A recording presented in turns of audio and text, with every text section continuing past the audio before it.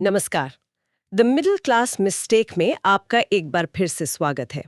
हम चर्चा कर रहे हैं संचित तक्सली की किताब द ट्रूथ अबाउट इन्वेस्टिंग पर। पिछले एपिसोड में हमने चैप्टर 3 खत्म किया था और आज एक बिल्कुल नए अध्याय की शुरुआत कर रहे हैं। Chapter 4 interlinking brothers of grid and fear, मतलब लालच और डर के वो भाई जो आपस में जुड़े हुए हैं। बिल्कुल। लेखक का कहना है कि निवेश की दुनिया में हमारे सारे फैसले इन्हीं दो भाइयों के इर्द गिर्द घूमते हैं। तो चलिए आज इस अध्याय के पहले मिथक से मिलते हैं। मिथ 28, जो सीधे सीधे लालच से जुड़ा है। मिथक है हर लालची कार्यवाही में पैसे के बारे में कल्पना करना। ये तो हम सब ने सुना है ना। किसी ने बताया कि एक छोटे से निवेश से कुछ ही महीनों में मल्टी बैगर रिटर्न कमा लिया। हाँ, और ये सुनते ही मन में पहला ख्याल आता है, यार पहले बताता इतना पैसा डाल देता। बिल्कुल, और यहीं से कल्पनाओं का खेल शुरू हो जाता है। सही कहा। ये पहले बताता वाली जो सोच है ना, ये हमें अमीर बनने के सपनों में ले जाती है। और फिर एक मानसिकता बनती है कि बहती गंगा में हाथ धो लो। मतलब हम भी उसी तरह के किसी स्टॉक में कूद पड़ते हैं। एग्जैक्टली। और इसी सोच से एक मिथक जन्म लेता है। क्या मिथक है वो? मिथक ये है कि सारी की सारी स्मॉल कैप कंपनियां, मतलब जो पेनी प्राइस पर मिल रही हैं, वो सब मल्टी बैगर रिटर्न दे सकती हैं। अच्छा, तो ये एक विश्वास बन जाता है कि बाजार में पैसा कमाने का शॉर्टकट यही है। हाँ, कि बस कम कीमत वाली चर्चित कंपनियों में निवेश कर दो और रिसर्च में समय बर्बाद करने की कोई जरूरत नहीं है। बिल्कुल। और यहीं पर सबसे बड़ी गलती होती है।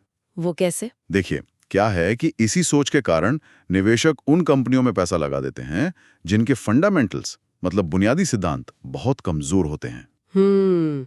मतलब बिजनेस मॉडल कुछ और कह रहा है और शेयर की कीमत कुछ और ही कहानी बता रही है। सही पकड़ा। और जब मुनाफा कमाने की इच्छा इतनी ज्यादा हो जाती है कि वो पूंजी खोने के डर पर हावी हो जाए, तो हम बिना सोचे समझे इमोशनल होके फैसला ले लेते हैं। हाँ, और अगर ऐसी कंपनियां फेल हो जाती हैं तो हम उन पीड़ितों में से एक बन जाते हैं जो गलत ध्रुव पर खड़े थे। तो फिर इसका समाधान क्या है? इस जाल से कैसे बचा जाए? समाधान है सही रिसर्च और एसेट एलोकेशन के जरिए जोखिम को संतुलित करने में। सिर्फ इसलिए कि कोई छोटी कंपनी सस्ते में मिल रही है, इसका यह मतलब बिल्कुल नहीं है कि वो अच्छा प्रदर्शन करेगी ही। तो भावनाओं में बहने से बचने के लिए क्या करना चाहिए? किताब में कुछ बताया गया है? हाँ, किताब में कुछ बहुत ही बेसिक रिसर्च टूल्स बताए गए हैं। जैसे कि? पहला, कंपनी के फंडामेंटल्स और उसके प्रदर्शन को समझिए। दूसरा, कंपनी की जो इन्वेस्टर प्रेजेंटेशन होती है और मैनेजमेंट की जो कमेंट्री होती है, उसे ध्यान से पढ़ें। अच्छा, ये जानना कि मैनेजमेंट खुद कंपनी के बारे में क्या सोच रहा है। बिल्कुल। और तीसरा, जो शायद सबसे जरूरी है, कंपनी की कॉर्पोरेट गवर्नेंस की जांच करें।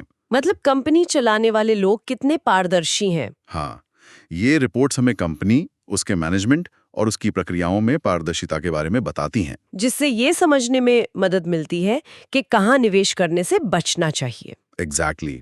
तो आज हमने सीखा कि कैसे ये पहले बताता वाली जो कल्पना है वो हमें बिना सोचे समझे सस्ते स्टॉक में निवेश करने पर मजबूर कर सकती है।